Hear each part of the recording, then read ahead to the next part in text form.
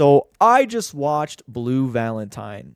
It's currently February, and I thought it would be appropriate to watch a film based on this lovely holiday we call Valentine's Day.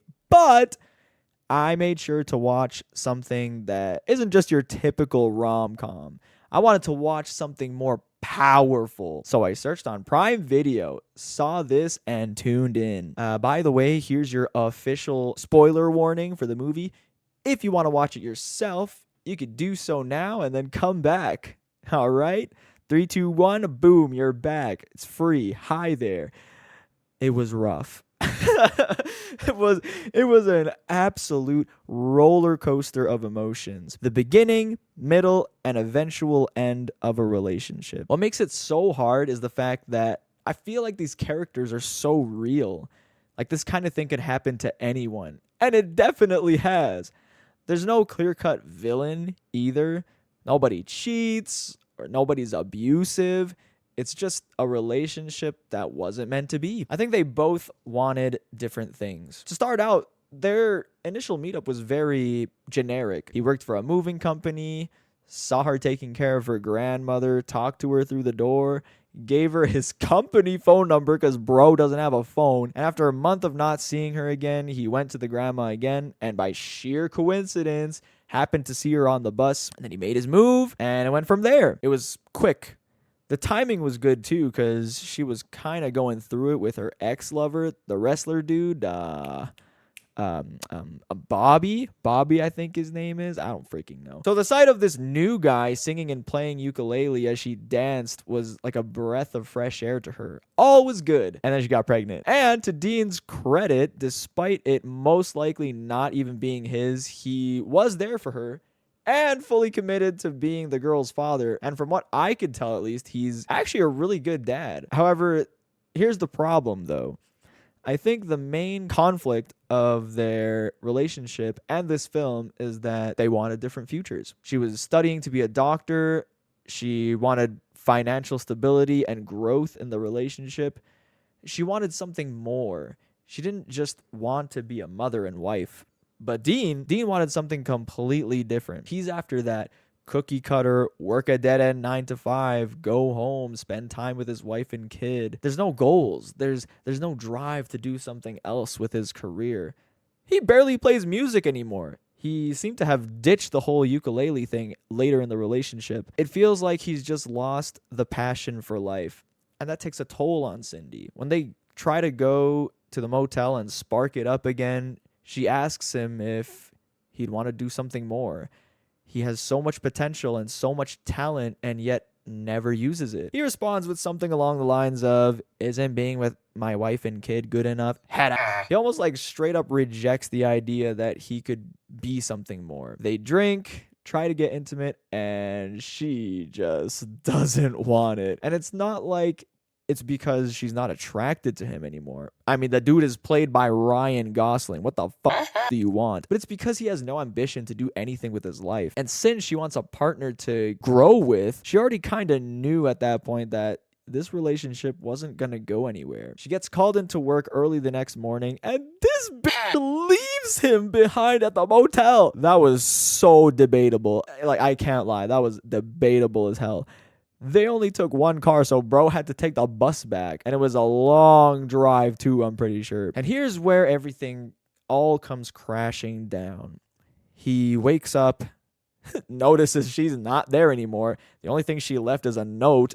I don't remember what the note said. I don't know if it showed, but it was probably just like, "Hey, I went to work, pick a bus."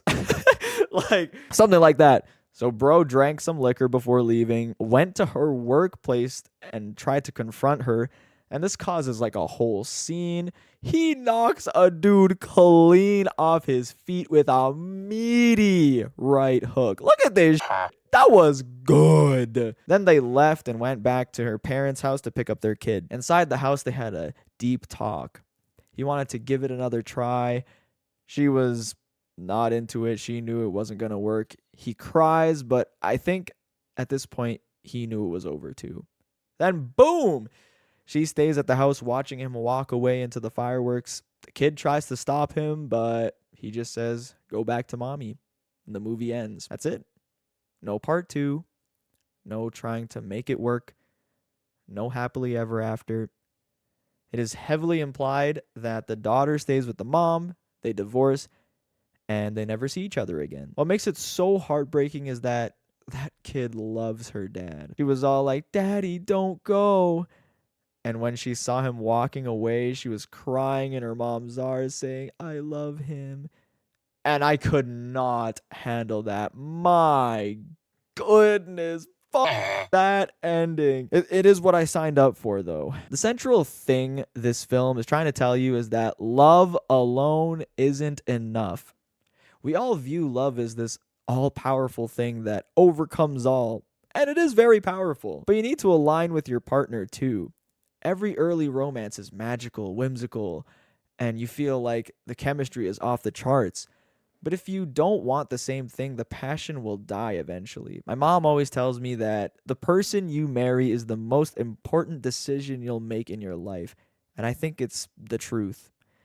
I mean, maybe not the most important thing, but it's definitely up there. Love without both sides putting in effort is not going to cut it. She worked on herself, but Dean didn't do anything to improve. He wanted everything to stay the same. But knowing someone at 20 and knowing someone at 30 is completely different.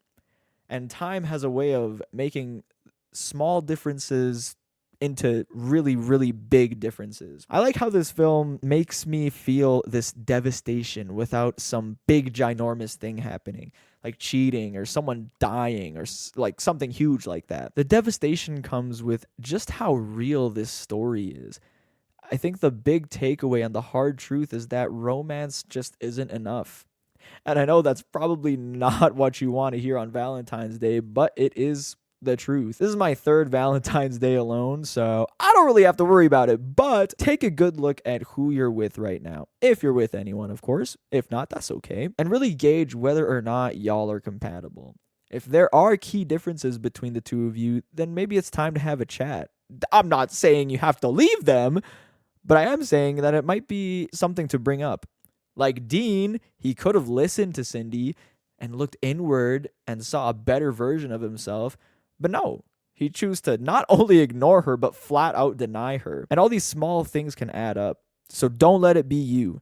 The key to a good relationship is communication. And that means getting feedback from your partner and giving feedback too. Don't just ignore it. It won't help. You need to improve not only yourself, but improve your relationship with your partner. You know what I'm saying? You can't just stay the same. With that being said, though, thank you very much for listening. I hope you have a great Valentine's Day. Spend it with the ones you love and always remember to tell them how much they mean to you. I think I'm going to watch something less depressing next time. But until then, good night, good luck, and I'll see you next time.